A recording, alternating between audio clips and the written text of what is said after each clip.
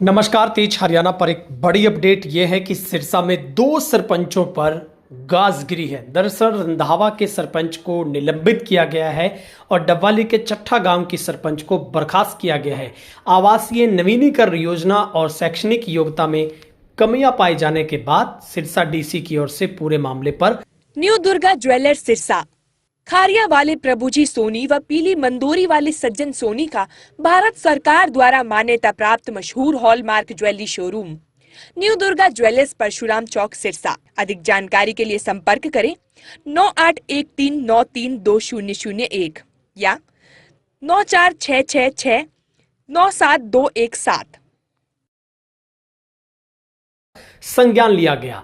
और बता दें आपको कि सिरसा जिला में अभी तक भी ऐसे कई गांवों की जो शिकायतें हैं वो डीसी के दरबार में लगी है, जहां पर सरपंचों के शैक्षणिक योग्यता तो कहीं पर उनके पंचायती जो भूमि के ऊपर कहीं ना कहीं जोड़ की जमीनों के ऊपर मकान होने के जो मामले आरोपित हैं। सिरसा जिला के गांव रंधावा के सरपंच को सस्पेंड कर दिया गया और चट्ठा गांव की सरपंच को पद से हटा दिया गया है। यह कार्रवाई डीसी शांतनु शर्मा ने की है। डवाली के चट्ठा गांव की सरपंच वीरपाल कौर को डीसी सिरसा ने पद से हटाया है। 10वीं की शैक्षणिक योग्यता का प्रमाण पत्र सही नहीं पाया गया। पंचायत का रिकॉर्ड, धनराशि, संपत्ति बहुमत वाले पंच को सौंपने के आदेश दिए हैं।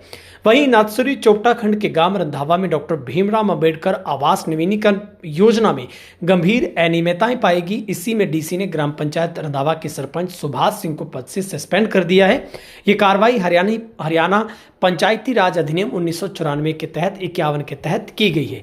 ये मामला गांव के कुछ लोगों की शिकायत के बाद सामने आया था। शिकायतकर्ताओं ने आरोप लगाया था कि योजना के तहत लाभार्थी को मिली अनुदान राशि सरपंच द्वारा हड़प ली गई है। जांच में पता चला कि गांव के जो निवासी हैं उनको जो मकान मरम्मत के लिए 80-80 हज़ार रुपये की अनुदान राशि स्वीकृत हुई थी। रंधावा को दोनों महिलाओं ने अपने बयान में बताया कि ये राशि उनके खाते में आने के अगले ही दिन उनके सरपंच ने बैंक खाते से ट्रांसफर करवा ली थी।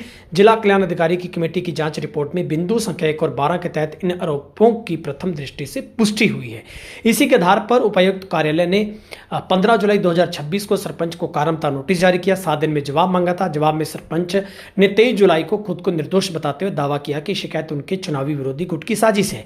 उन्होंने ये भी कहा कि लाभार्थियों ने विभाग को लिखित बयान देकर उन्हें क्लीन चिट दी थी और किसी प्रकार की धोखाधड़ी से इनकार किया था। हालांकि जांच में पाया गया कि जिस मकान की मरम्मत का दावा किया गया था वो वास्तव में केवल एक ही कमरा मौजूद था। इसके अलावा पूरी राशि महज 1 दिन के भीतर सरपंच के खाते में स्थानांतरित हो गई थी, जिससे योजना के दुरुपयोग की आशंका और मजबूत हुई थी। शिकायतकर्ताओं ने बाद में आरटीआई के जरिए भी दस्तावेज हासिल कर मामले को दोबारा निष्पक्ष जांच की मांग की थी। डीसी कार्यालय ने 25 अगस्त 2026 को सख्ती दिखाते हुए सुभाष सरपंच को निलंबित करने का जो आदेश है वो जारी कर दिया गया था। फिलहाल निलंबित किए गए सरपंच का कहना है कि ये उनके साथ राजनीतिक द्वेष के तहत, जो भावना के तहत जो मामला पूरे का पूरा उन पे थोपा गया, उनके ऊपर आरोप लगाए गए, बल्कि उन्होंने पारदर्शी तरीके से जो काम है उसको उन्होंने किया। और वहीं पर जो चट्ठा गांव की सरपंच है उनको जो कि उनके शैक्षणिक योग्यता को लेकर उन पर जो कार्रवाई हुई है उसी के तहत उनको जो पद से हटाया गया है। फिलहाल डीसी ने वहां पर बहुमत वाले जो कि पंच को तुरंत प्रभाव से जो पावर सौंपने के भी जो आदेश है वो जारी कर दिए हैं। अगर हम दूसरे मामले में देखें तो चट्ठा गांव की सरपंच को अयोग्य घोषित किया गया है। बयान भी ठीक से नहीं लिख पाई, न पढ़ पाई। जांच के दौरान यह सामने आया कि जिला विकास पंचायत अधिकारी सिरसा के कार्यालय में सरपंच ने अपने बयान स्वयं लिखकर प्रस्तुत किए। बयान लिखते समय मोबाइल से रिकॉर्डिंग करवाई गई। ये पाया गया कि सरपंच ने अपने बयान ठीक से नहीं लिखे और वो उन्हें पढ़ भी नहीं पाई। फरवरी 2025 में गांव चट्ठा निवासी बलवीर सिंह परमजीत सिंह की शिकायत के पर जांच शुरू हुई थी।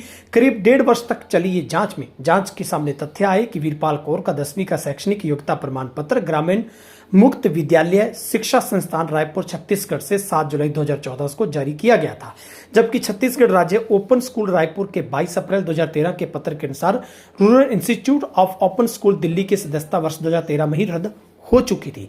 ऐसे में शैक्षणिक योग्यता प्रमाण पत्र सही नहीं पाया गया। डीसी ने हरियाणा पंचायती राज अधिनियम 1994 की धारा 175 में दिए गए प्रावधानों के अंतर्गत सरपंच को अयोग्य घोषित किया है। अधिनियम की धारा 51 के 3 में दिए गए प्रावधानों के अंतर्गत सरपंच के पद से पदच्युत घोषित किया गया है। डीसी ने बीडीपी ओडा को आदेश दिया कि सरपंच वीरपाल कौर से उसके कब्जे नियंत्रण में जो भी ग्राम पंचायत का रिकॉर्ड है, धनराशि है, चलाचल संपत्ति है, नियमानुसार तुरंत लेकर बहुमत रखने वाले पंच को सौंपना सुनिश्चित किया जाए।